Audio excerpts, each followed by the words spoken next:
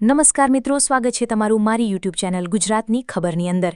મિત્રો, ચોમાસું ખૂબ જ ઝડપથી આગળ વધી રહ્યું છે અને ખાસ કરીને 10 તારીખ સુધીની અંદર મુંબઈ સુધી પહોંચી ગયું। પરંતુ ગુજરાતની અંદર મિત્રો ખાસ કરીને જુદા જુદા પરિબળો, જુદા જુદા આગાહી દ્વારા એવી વાતો મળી રહી છે કે ગુજરાતમાં આ વખતે ચોમાસું નબળું રહેશે અથવા ખૂબ જ મોડું બેસી શકે છે। પરંતુ ખાસ કરીને તમને જણાવી દઈએ કે ગુજરાતની અંદર ચોમાસું બેસવા માટે સૌથી મહત્વને હોય છે બંગાળની ખાડીને એક્ટિવ થવું।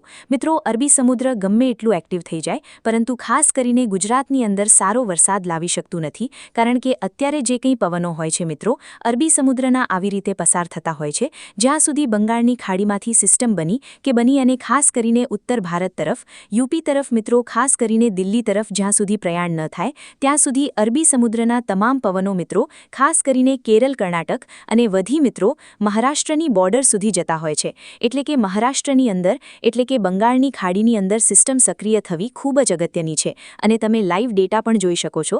ખાસ કરીને બંગાળની ખાડીની અંદર ધીમે ધીમે મિત્રો સિસ્ટમ વાવાઝોડા છે એ બની રહ્યા છે, જેને લઈને આગામી સમયની અંદર ગુજરાતની અંદર પ્રી મોન્સૂન એક્ટિવિટીની શરૂઆત થશે। આજના વિડીયોમાં આપણે જણાવવાના છે ખાસ કરીને ગુજરાત હવામાન વિભાગે ગુજરાતની અંદર મિત્રો ખાસ કરીને 14 તારીખથી વરસાદને લઈને આગાહી કરી દીધી છે।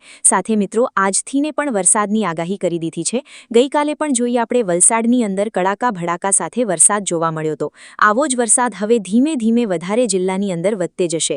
તો આજના વિડીયોમાં ખાસ કરીને આપણે એ જ જોવાના છીએ ખાસ કરીને ગુજરાતની અંદર પ્રી મોન્સૂન વરસાદની શરૂઆત ક્યારે થશે, સાથે સાથે વાવણી થાય તેવો વરસાદ ક્યારે શરૂ થાય અને ત્રીજો સૌથી અગત્યનો પ્રશ્ન કે ચોમાસું વિધિવત રીતે ભારતીય હવામાન દ્વારા ક્યારે બેસાડવામાં આવશે। તો આ તમામ મુદ્દા ઉપર આપણે મિત્રો વાત કરવાના છીએ। સાથે સાથે એ પણ જોશું કે ચોમાસું હાલ ક્યાં પહોંચ્યું છે।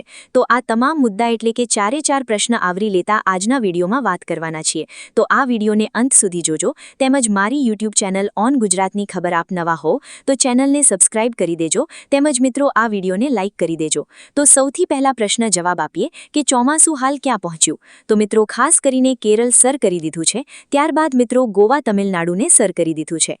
મહારાષ્ટ્રની અંદર પણ મિત્રો એન્ટ્રી થઈ ગઈ છે। આ બાજુ પૂર્વના રાજ્યો છે ત્યાં પણ એન્ટ્રી થઈ ગઈ છે। ટૂંક સમયની અંદર ઓડિશા, બિહાર, પશ્ચિમ બંગાળ, આંધ્રપ્રદેશના વિસ્તારોની અંદર મિત્રો ચોમાસું કવર થઈ જશે। તો ખાસ કરીને ચોમાસું હજુ પણ મિત્રો ખાસ કરીને ઘણું દૂર છે, એટલે કે દશક દિવસ હજી ગુજરાતથી દૂર છે।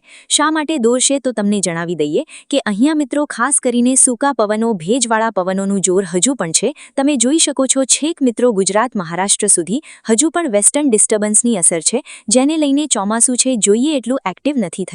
જો કે ચોમાસું એના ટાઈમ પ્રમાણે ચાલ્યું આવે છે, તેમાં કોઈ દિક્કત નથી।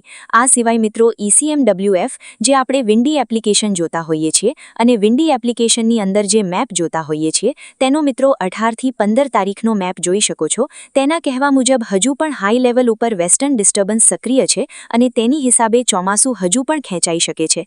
ત્યારબાદ મિત્રો તમે જોઈ શકો 15 થી 22 જૂન તારીખે પણ મિત્રો ખાસ કરીને અરબી સમુદ્રમાં હાઈ લેવલ ઉપર મિત્રો ખાસ કરીને એન્ટી સાયક્લોનિક સિસ્ટમ સક્રિય છે, તે પણ મિત્રો ખાસ કરીને જે ચોમાસાના પવનો છે એને નબળા પાડી શકે છે। એટલે કે સાયક્લોન મિત્રો બનવું જોઈએ। બંગાળની ખાડીમાં પણ સિસ્ટમ બનવી ખૂબ જ જરૂરી છે।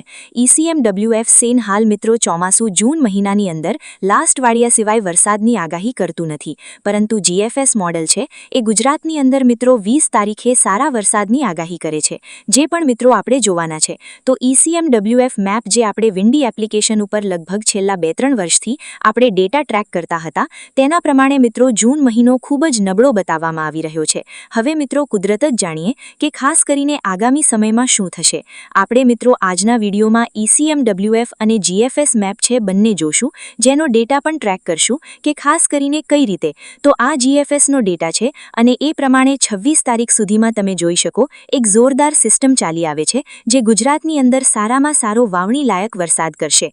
મોન્સૂન 2026 ક્યાં પહોંચ્યું, ચોમાસું ક્યાં પહોંચ્યું તો તમે જોઈ શકો 10 તારીખ સુધીમાં મુંબઈ એટલે કે ખાસ કરીને મહારાષ્ટ્રમાં એન્ટ્રી થઈ ગઈ છે, પરંતુ મુંબઈની અંદર હજી એન્ટ્રી થઈ નથી। જો કે દર વર્ષે મિત્રો આ તારીખોની અંદર ચોમાસું ત્યાં જ પહોંચ્યું છે। 10 તારીખ સુધીની અંદર થોડું કવર થવાનું બાકી એના નિર્ધાર ટાઈમે ચાલ્યું આવે છે। ગઈકાલે પણ મિત્રો તમે જોઈ શકો છો મુંબઈ સુધી વરસાદ છે જોવા મળ્યો છે। આ સિવાય મિત્રો વેસ્ટર્ન ડિસ્ટર્બન્સને કારણે જમ્મુ કાશ્મીરમાં પણ વરસાદ છે। આમ તમામ વિસ્તારોની અંદર વરસાદ જોવા મળી રહ્યો છે। ગુજરાત હવામાન વિભાગ પણ પાછળ નથી. 11 તારીખે આજે તમે જોઈ શકો છો દક્ષિણ ગુજરાતમાં વરસાદની આગાહી કરી છે. 12 તારીખે પણ દક્ષિણ ગુજરાતમાં આગાહી છે, પરંતુ 13 તારીખનો મેપ મિત્રો જોઈ શકો. આ ખૂણાનો મેપ 13 તારીખના મેપની અંદર તમે જોઈ શકો, ખાસ કરીને જિલ્લાની અંદર વધારો થાય છે. અને મિત્રો ત્યારબાદ 14 તારીખે મેપ જોઈ શકો. 14 તારીખે સૌરાષ્ટ્રની અંદર પણ મિત્રો કડાકા ભડાકા સાથે અમરેલી, ભાવનગર અને ગીર સોમનાથમાં વરસાદની આગાહી છે. 15 તારીખે પણ આગાહી છે. 16 તારીખે પણ આગાહી છે. તમે ખાસ કરીને જોયું કે દિવસેને દિવસે મિત્રો હવે જિલ્લાના પ્રમાણમાં વધારો થતું જશે. જેમ જેમ મિત્રો આગળ વધશે તેમ ચોમાસું વધારે મિત્રો એક્ટિવ થતું જશે. તો મિત્રો ખાસ કરીને આપણે 15 દિવસના ડેટા ECMWFમાં તમને બતાવી દેવી, જેથી તમને વધુ ખ્યાલ આવે કે ECMWF શું કહે છે.